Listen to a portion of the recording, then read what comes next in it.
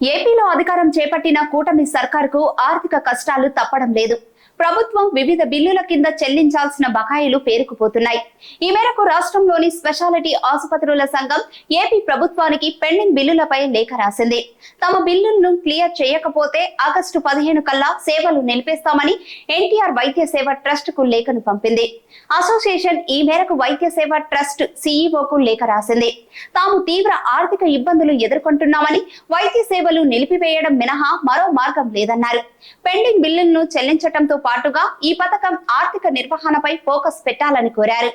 ఇప్పటికే పెండింగ్ బిల్లుల అంశాన్ని వైద్య శాఖ మంత్రి దృష్టికి తీసుకువెళ్లామని, అయినా తమకు ఎలాంటి హామీ ఇవ్వలేదన్నారు. ఇప్పటికే ప్రభుత్వం తమకు 2,500 కోట్ల రూపాయల బకాయిలు పెండింగ్ పెట్టిందని, నెలకు 250 కోట్ల చొప్పున ఇది పేరుకుపోతుందని లేఖలో ప్రస్తావించారు. 8 నెలలుగా తమకు బిల్లులు చెల్లించడం లేదని, వెంటనే బకాయిలు మొత్తం విడుదల చేయాలని కోరారు. గత ప్రభుత్వ హయాం నుంచి బిల్లులు పెండింగ్ లో ఉన్నాయని చెబుతున్నారు. అప్పుడు కొన్ని బిల్లులు క్లియర్ చేశారు. అయితే మిగిలిన బిల్లులను క్లియర్ చేయాలని డిమాండ్ చేస్తున్నారు. మరి ఏపీ స్పెషాలిటీ హాస్పిటల్ అసోసియేషన్ లేఖపై ప్రభుత్వం స్పందించాల్సి ఉంది. పెండింగ్ బిల్లుల చెల్లింపుపై ఎలాంటి నిర్ణయం తీసుకుంటారన్నది ఆసక్తికరంగా మారింది.